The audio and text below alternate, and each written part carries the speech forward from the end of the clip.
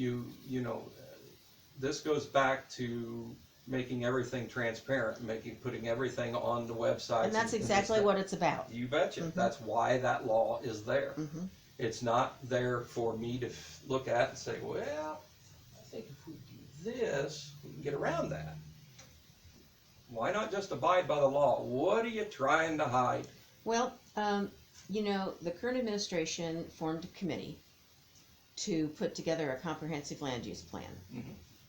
And a committee of the city is subject to the open door law. Has to be noticed. Meetings have to be noticed to the newspaper. Yes, Never indeed. once did we get one. No. The same thing happened with the pedestrian bicycle master plan, but it's also happening with a revision of the zoning ordinance. I don't doubt it. So if those things were passed, Mhm. and you know they weren't held legally, would you think to rescind There's the ordinance? That's a law. You know, the other two things aren't a law. One of the things I will do is I will have conversations with each city council member. Mm-hmm. And I will ask them what their goals are. Mm-hmm. I will ask them what will make their service easier from my office. You know, I will ask them to establish meeting dates like we're supposed to and everything like that moving forward for the next year. And I will also ask them, is there anything that you're interested in as far as laws? Because you ran for a reason. You ran because you were tired of something. Is there anything in the ordinances that you would like to see repealed? And we would have that discussion. There's things I'd like to see repealed. I can't name them, you know, right off the bat right now, but you know, they need to be aware that they have the power to suggest that. But would you suggest that for a zoning ordinance? And if you knew that only one city council member served on that committee, and the rest were other, sometimes city residents and sometimes county residents, developing how the city of Delphi was going to manage their land? It's very, very hard to get volunteers in the city to come forward and help you with different things that you want to produce and do. Mm-hmm. It's very difficult. So you're okay with Why is people that? outside of the city? Oh, you gotta let me finish. Well, I'm trying to get you there. I'll get there. You interrupt me, I'll forget. Well, you know, I'm already 71 years old. Yeah, well, you know. Uh-huh. We've got, it's very hard to get people to volunteer. And, you know, you gotta look at that and say, well, why is that? Why doesn't the community participate more? Mm-hmm. Are they lazy? Do they just don't care? Mm-hmm. Well, I look at it and I know everybody's busy these days, but there's seemingly a lot of people who, you know, want to volunteer and do things, but we've created a culture with our local government over the last 12, 16 years, and that culture is, we don't want to hear from you. Mm-hmm. You know, I don't know how many times I've sat in city council meetings when I sat there, and, you know, well, I didn't get contacted. No citizen contacted me.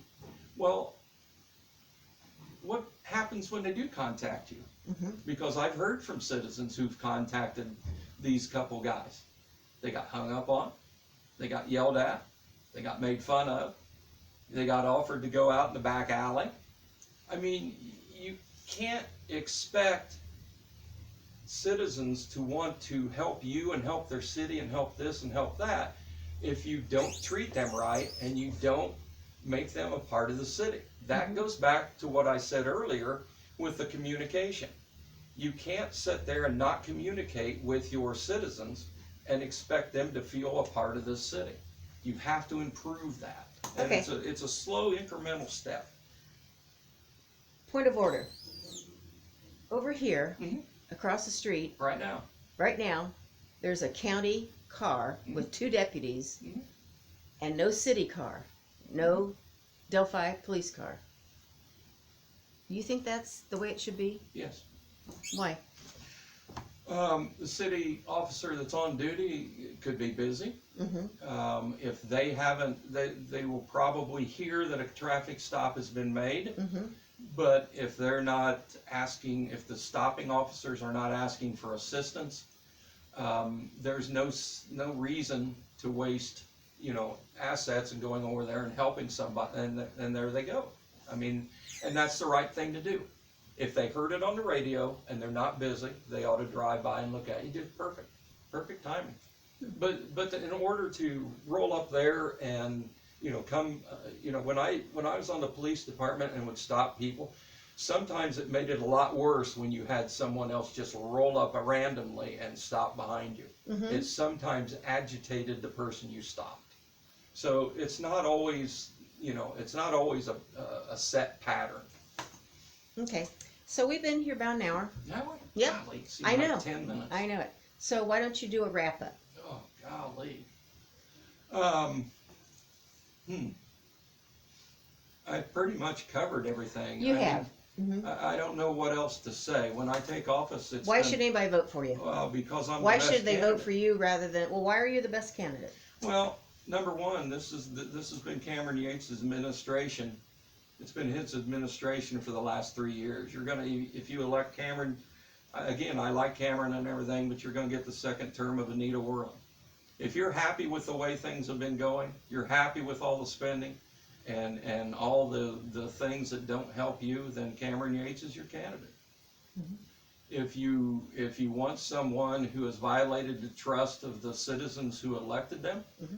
and quit a board and just doesn't follow through with her commitments, then Gail Connor's your candidate.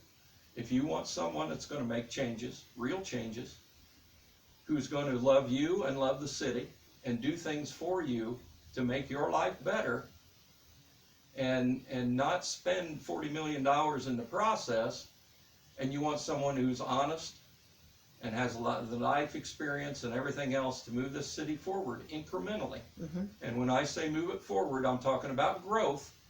I don't subscribe to the fact that we ought to put in 1,000 houses next year. Mm-hmm. We need incremental growth so our infrastructure can keep up, so our streets, our businesses, and everything else can keep up. And that's the way we should approach this. Mm-hmm. Putting 64 unit apartment houses in areas that don't need it, which is in the entire city, Mm-hmm. is not going to help us. Mm-hmm. We need owner occupied housing. One of the first things I will do is I will contact insurance agent, I will contact builders, I will contact developers, Mm-hmm. bankers, and anyone else that is in the building trades system. And I will invite them in for a summit. We'll sit upstairs at a big table and say, boys, we need to move this forward. We need owner-occupied houses in this city. How do we make it happen? I don't know enough to do it, but I know how to do it. And if you sit there and you don't know enough on how to do it, and you don't have the experience to do it, which I don't, which Anita doesn't, which Mm-hmm. neither of the other two candidates does, then you bring people in who have the intelligence to be able to do it. Mm-hmm. And that's what I'll do. We'll start out with a summit, and we'll talk to landowners. We'll see what's available out there, and we'll move forward with it. Okay. But that's me. So Mhm, if mhm. that's what you want, then I'm your man. Vote for me. Thank you very much. Thank you. That's I a- had a blast. That's a good place to end. Yep. Thank you very much. Uh-huh.